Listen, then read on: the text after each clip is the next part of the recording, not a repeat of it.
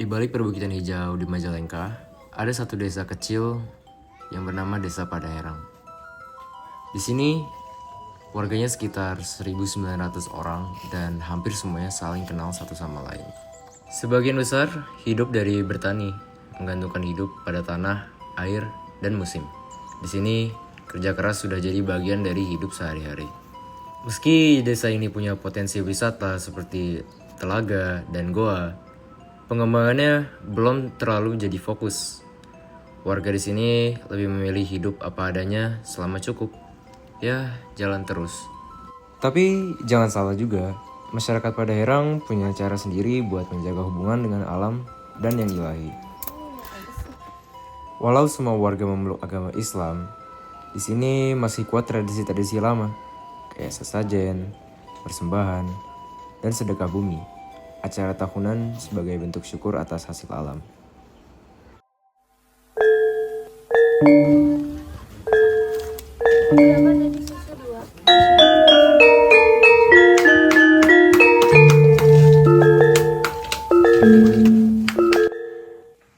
Pak, kebanyakan warga desa Padaherang sehari-harinya bekerja di bidang apa saja ya?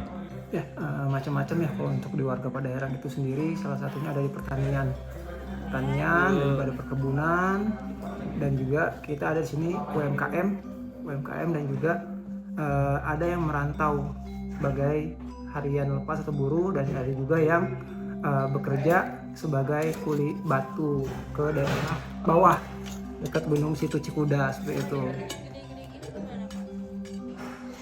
Terus kalau di sini tuh pola kerja masyarakatnya apakah musim-musim tertentu itu berpengaruh nggak Pak ke pekerjaan? Karena kan banyak yang petani juga gitu kan. Ya, kalau misalnya untuk petani ya itu berpengaruh ya. Pertama kalau misalnya musim hujan ya, itu akan penghasilannya menurun dibanding musim panas. Sama juga kalau misalnya yang petani dari hasil getah ya, perkebunan. Nah, itu pun sama kalau misalnya yang dari getah itu ya, itu kalau misalnya musim hujan penghasilannya berkurang dibanding musim panas seperti itu. Dan sama juga dengan buah-buahan pun sama. Kalau misalnya musim hujan tuh berkurang karena dari bunga-bunga yang jadi itu banyak kepada berguguran seperti itu sih. Terus warga di sini tuh cenderung bekerja secara individu atau masih ada kebiasaan kerja gotong royong Pak? Ya, alhamdulillah kalau misalnya di desa kita ya cenderung masih sih sifatnya itu gotong royongnya masih kental sekali ya. Bahkan ada istilah kalau misalnya ada yang bangun rumah nih, kita ada istilah babanton. Jadi warga sekitar tuh kerja tanpa dibayar. Kalau di Jakarta mungkin gotong royong ya, tapi kalau kita sebutnya babanton. Jadi ya kerja aja kayak gitu, nanti timbal balik pas orang-orang itu butuh kebutuhan nanti sama seperti itu. Bahkan di hajatan pun sama kayak gitu, kita sistemnya saling membantu. Yang nyebar undangan pun sama tetangga, yang bikin tenda sama tetangga-tetangga juga seperti itu. Dan juga kerja bakti pun ngebersihin lingkungan sama, kita sama gotong royong seperti itu semuanya. Terus kalau untuk anak-anak muda di sini tuh cenderung ikut kerja di desa sampai tua gitu atau lebih banyak yang merantau Pak keluar desa? Kalau untuk pemuda banyaknya itu pada ngerantau ya, karena peluang usaha di sini masih sangat minim ya. Untuk UMKM-nya pun sangat minim. Nah, kebanyakan ada yang merantau jauh, ada juga yang di wilayah sekitar ke daerah bawah seperti itu sih, pabrik-pabrik seperti itu. Terus menurut Bapak apa tantangan terbesar masyarakat dalam mempertahankan penghasilan sama kehidupan ekonomi mereka di desa ini? Ya, tantangannya seperti ini ya. Untuk penghasilannya mungkin tergantung dari zaman itu sendiri ya, tapi bagaimana kita bisa menekan pengeluaran kita seperti itu. Jadi jangan sampai kita di wilayah atas pegunungan ini ekonomi pasti lebih minim dibanding di bawah, karena dari segi aspek pun kita masih banyak kekurangannya dibanding distribusinya ataupun penjualannya, tokonya, pasar pun lebih banyak di bawah dibanding di kita di sini seperti itu sih.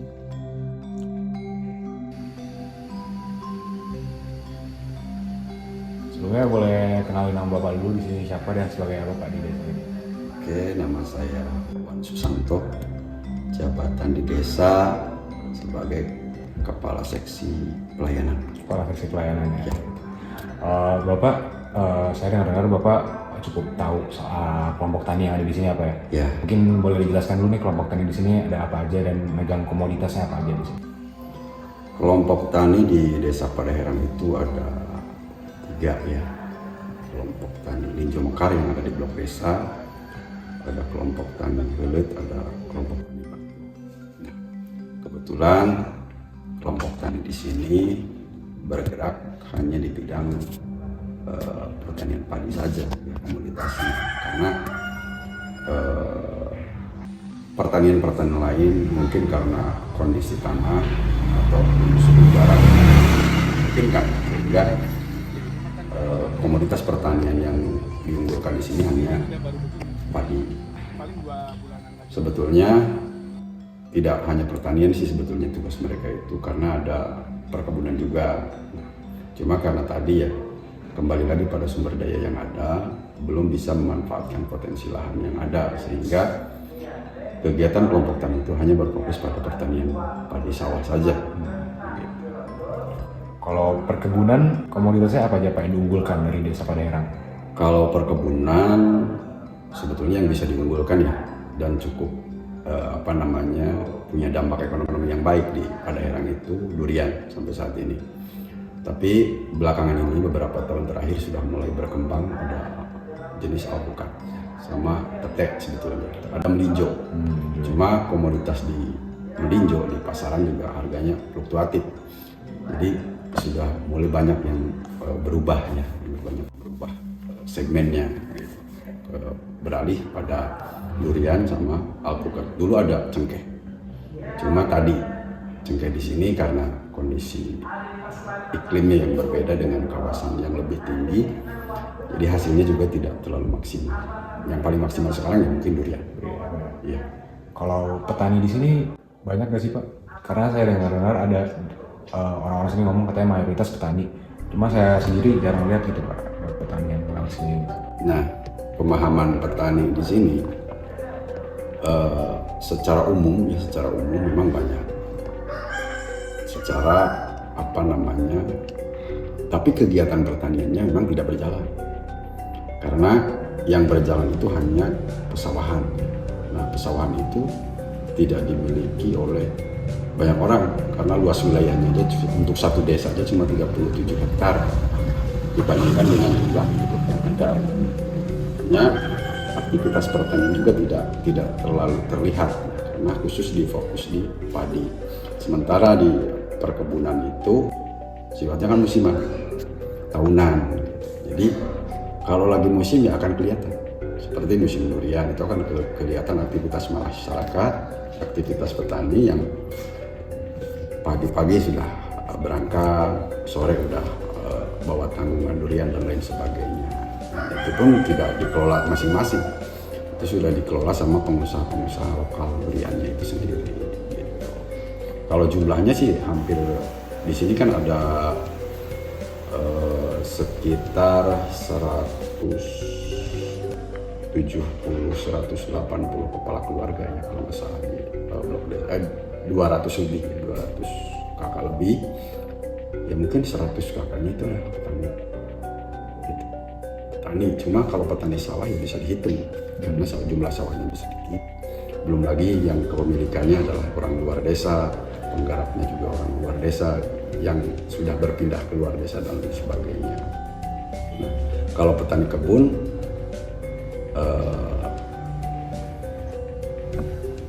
jarang aktivitasnya, sesempatnya aja karena tadi tidak menghasilkan setiap musim per 3 bulan atau bulanan, jadi seadanya saja berjalan seperti itu.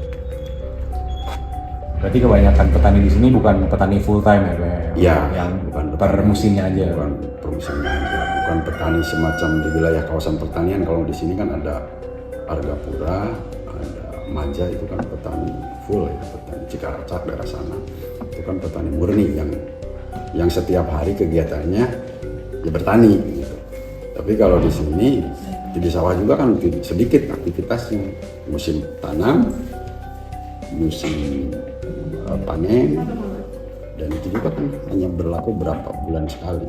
Belum lagi ada kegiatan pembersihan semacam nyabit rumput, pemupukan atau penyemprotan itu juga nggak tiap hari, jadi nggak kelihatan kegiatan pertaniannya. Padahal kalau melihat potensi tadi kembali bahwa kita bisa membuat sebuah pertanian ini tidak secara konvensional dan tradisional.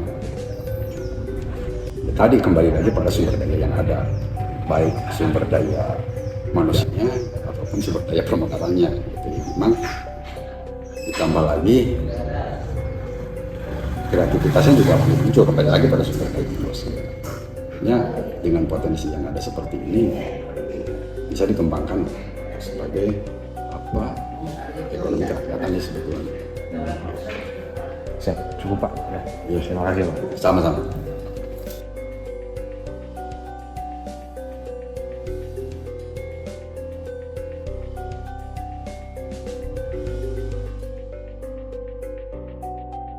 Memang benar apa yang dikatakan Pak Modin, bahwa di Desa Padaherang ini petani nggak selalu ke sawah setiap hari ya, terutama saat bukan musim panen.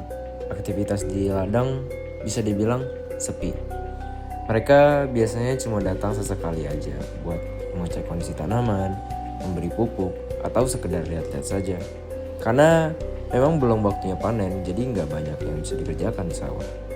Tapi bukan berarti mereka cuma diam di rumah. Banyak warga yang akhirnya cari kegiatan sampingan. Salah satunya adalah menganyam. Wih, gue bisa satu baris. Memang tidak semua yang menganyam di sini petani ya. Tapi kebetulan saat kami berada di desa, momennya sedang musim tanam dan bukan musim panen. Sehingga banyak sekali petani yang meluangkan waktu mereka untuk menganyam dan melinjo. Menganyam di sini bukan hanya sekedar untuk menghabiskan waktu juga ya. Mereka juga akan menjual hasil anyaman mereka untuk memperoleh pendapatan tambahan. Selain melinjo, ada lagi aktivitas yang populer di desa ini, terutama di kalangan pria. Memancing. Kalau melinjo cenderung dilakukan oleh warga perempuan, memancing justru lebih populer untuk laki-laki di sini. Bahkan, tak hanya untuk para petani yang menghabiskan waktu, banyak juga pendatang dari luar desa yang ke situ Cikuda untuk memancing, termasuk anak-anak. Biasa berapa Pak sekali orang camping Pak tandanya? Situ Cikuda adalah salah satu landmark dari Desa Padaherang, di mana danau kecil buatan ini memang didesain oleh pihak desa sebagai tempat rekreasi.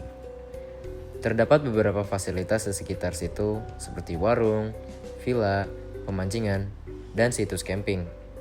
Selain menjadi tempat rekreasi, Situ Cikuda juga dimanfaatkan sebagai awal dari sistem irigasi dari mata air Gunung Ciremai ke sawah Batu Gede dengan memanfaatkan pipa-pipa yang terbuat dari plastik yang mengarah ke Situ Cikuda itu sendiri yang kemudian akan diirigasikan ke sawah Batu Gede melalui sistem irigasi berikut.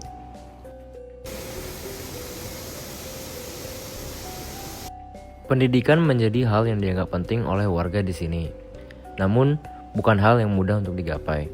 Karena pada blok desa sendiri hanya ada satu SD dan sebuah madrasah setingkat SD juga. Jadi, apabila anak-anak di sini ingin melanjutkan pendidikan ke rumpun SMP dan SMA, mereka harus keluar desa. Di SD, anak-anak belajar pelajaran biasa seperti bahasa Inggris, matematika, IPA, IPS, dan lain-lain.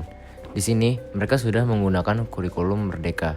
Mereka juga diajarkan olahraga di lapangan sekolah. Sementara untuk di madrasah, lebih fokus ke ajaran agama Islam seperti fikih dan mengaji.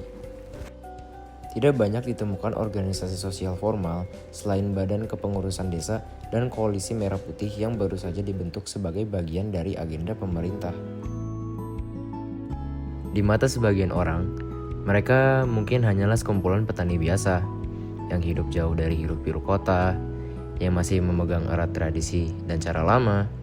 Tapi di balik kesederhanaan itu, ada sesuatu yang justru jarang kita temukan di tempat lain. Kekerabatan yang nyata. Di sini, orang tak sekedar tinggal bersebelahan, mereka hidup bersama. ketenangan yang menyejukkan, saat pagi datang tanpa klakson, tanpa terburu-buru, kedamaian yang tidak dibuat-buat. Karena mereka tahu, hidup bukan soal cepat-cepat, tapi cukup. Kehidupan yang selaras dengan alam, di mana manusia tak merasa lebih tinggi dari tanah tempat ia berpijak. Mereka mungkin tak dikenal dunia, tapi mereka tak perlu jadi siapa-siapa, karena mereka sudah jadi segala bagi satu sama lain.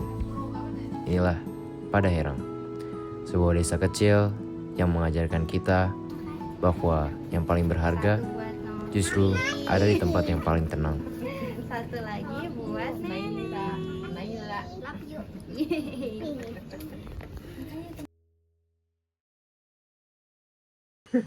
Selamat sore semuanya.